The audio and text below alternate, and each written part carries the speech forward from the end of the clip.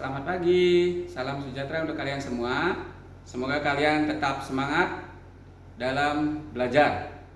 Pada pagi hari ini Bapak ingin menyampaikan materi pembelajaran IPA yang berkaitan dengan lensa cembung, khususnya sifat-sifat bayangan benda pada lensa cembung. Perhatikan penjelasan Bapak berikut ini agar kalian selalu paham dan dapat meningkatkan prestasi belajar kalian di sekolah. Perhatikan penjelasan Bapak berikut ini.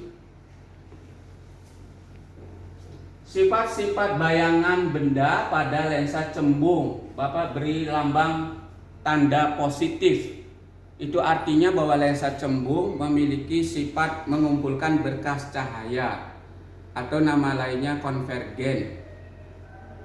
Bapak gambarkan sebuah lensa cembung seperti ini, beri lambang tanda panah seperti ini atau tanda positif. Kemudian pada lensa cembung itu memiliki garis tengah. Nah, garis tengah pada lensa cembung itu Bapak tulis dengan sumbu utama. Nah, bagian-bagian pada lensa cembung diantaranya ini titik O, pusat lensa, titik F, titik fokus lensa, ini titik 2 kali jarak fokusnya atau 2F. Nah, ini ruang 1, ini ruang 2, ini namanya ruang 3 sampai tidak terhingga. Demikian pula yang sebelah kanan, ini ruang 1 dari titik O ke titik F, dari titik F ke 2F itu ruang 2, dari titik 2F sampai tidak terhingga ke kanan itu ruang 3. Bagaimana sifat bayangan benda jika bendanya posisinya berada di ruang 1? Nah, perhatikan bendanya, Bapak beri nama benda A. Nah, ini posisinya berada di ruang 1. Perhatikan sifat bayangan yang terjadi. Nah, sifat bayangan yang terjadi tentu saja tidak lepas dari sinar-sinar istimewa lensa cembung. Lensa cembung yang pertama memiliki sifat sinar yang datang sejajar sumbu utama. Ini perhatikan ya, sinar ini dengan sumbu utamanya sejajar. Maka sinar yang datang sejajar ini dibiaskan melalui titik fokus. Nah, ini rambatan cahayanya seperti ini, lurus, dan tanda panah ini menyatakan arah rambatan cahaya. Kemudian sinar bias ini diperpanjang ke belakang lensa dengan garis putus-putus. Kemudian sinar istimewa yang kedua, sinar yang datang melalui pusat lensa ini diteruskan, tidak dibiaskan, ya. Kemudian dari sinar bias pertama dan sinar bias kedua ini tidak mungkin berpotongan atau tidak mungkin bertemu karena satu sama lain saling sejajar. Artinya daerah sini tidak mungkin ditemukan bayangannya. Nah, untuk menemukan bayangannya, sinar bias yang kedua-duanya ini diperpanjang ke belakang dengan menggunakan sinar putus-putus ini, kemudian berpotongan di belakang lensa. Nah, disinilah letak bayangannya. Nah, ini bayangan yang terbentuk jika benda berada di ruang 1. Perhatikan bayangannya, coba ini. Aksen Bapak beri nama ya. Bagaimana sifat-sifatnya?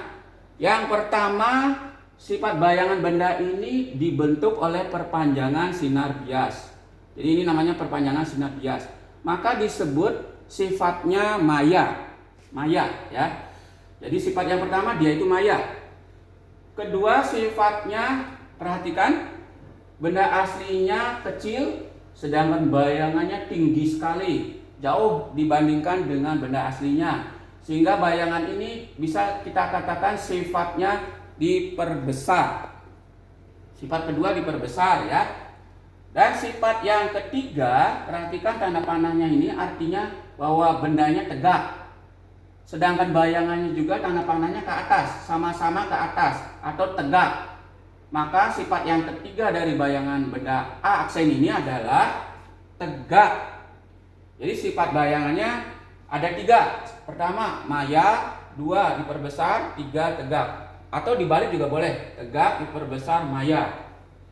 Pada lensa cembung juga berlaku rumus-rumus. Perhatikan rumusnya. 1/F sama dengan 1/SO ditambah 1/SI. Apa itu F, SO, dan SI? Nah, ini keterangannya ya. Sama rumusnya dengan cermin cekung maupun cermin cembung. Sama rumusnya ya.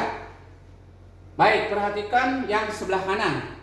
Bagaimana jika bendanya di ruang 2 atau Bapak tulis berada di antara titik F dengan 2F. Nah, ini lensanya ini ruang 1, ini namanya ruang 2. Jadi artinya benda berada di antara titik F dengan 2F, itu artinya bendanya posisinya berada di ruang 2. Nah, ini bendanya Bapak beri nama benda B. Nah, bagaimana sifat bayangannya? Mari perhatikan prosesnya. Sinar yang datang sejajar sumbu utama.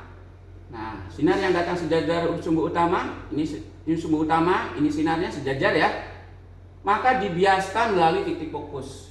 Nah, ini sinar biasnya. Sinar yang kedua, sinar yang datang melalui pusat lensa ini diteruskan, terus tidak dibiaskan. Maka sinar bias yang kedua-duanya ini berpotongan di sini. Berarti bayangannya terdapat di sini pula. Bapak sebut B aksen. Jadi B aksen itu adalah bayangan dari benda B. Bagaimana sifat-sifatnya? Yang pertama, bayangan ini dibentuk oleh sinar bias aslinya. Maka disebutnya bayangannya bersifat nyata. Ya. Yang kedua, sifatnya perhatikan, tanda panahnya ke atas, sedangkan ini tanda panahnya ke bawah. Itu artinya bahwa sifat bayangan bendanya yaitu terbalik. Sifat yang ketiga, perhatikan benda aslinya hanya beberapa senti saja, artinya lebih pendek, sedangkan bayangannya jauh lebih tinggi. Itu artinya sifat yang ketiga diperbesar. Jadi memiliki sifat bayangan nyata, terbalik, diperbesar, atau terbalik juga boleh, diperbesar, terbalik, nyata. Yang penting jumlahnya tidak kurang dari 3. Ya. Ini biasanya dimanfaatkan untuk membuat mikroskop.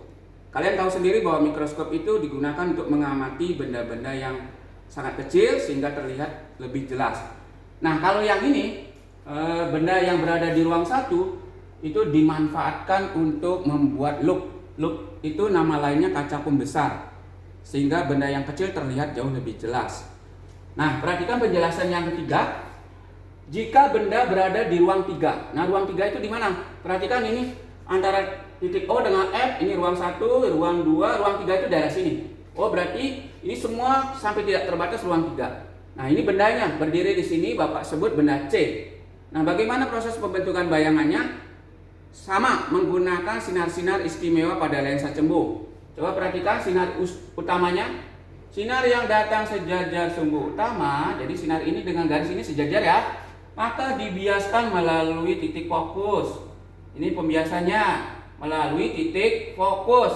Tepat di sini ya. Sinar yang kedua, perhatikan. Sinar yang melalui pusat lensa, ini namanya melalui pusat lensa, maka tidak dibiaskan, melainkan diteruskan saja. Diteruskan. Sehingga berpotongan di sini. Oh, berarti bayangannya di sini.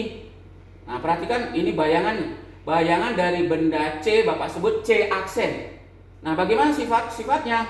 Nah, yang pertama dibentuk oleh perpanjangan sinar bias. Maka sifat bayangan yang pertama Bapak sebut nyata.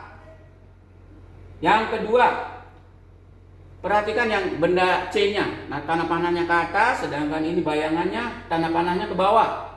Oh, berarti sifatnya terbalik. Jadi sifat kedua terbalik. Perhatikan yang ketiga, benda aslinya jauh lebih tinggi, sedangkan bayangannya jauh lebih pendek. Itu artinya sifat yang ketiga diperkecil. Jadi sifat bayangan benda di ruang 3 nyata, terbalik, diperkecil. Nah, sifat bayangan ini dimanfaatkan untuk membuat kamera. Tentu saja manfaat kamera sangat luas. Tahu sendiri bahwa kalian sering menggunakan kamera. Ya, jadi kamera itu merekam benda-benda yang ada di depannya yang jauh lebih tinggi, jauh lebih besar. Bayangan yang terbentuk pada kamera yang ini nyata, terbalik, diperkecil. Nah, itu barangkali penjelasan Bapak mengenai sifat-sifat bayangan yang dibentuk oleh lensa cembung. Mudah-mudahan bermanfaat dan dapat meningkatkan prestasi belajar IPA kalian di sekolah. Terima kasih.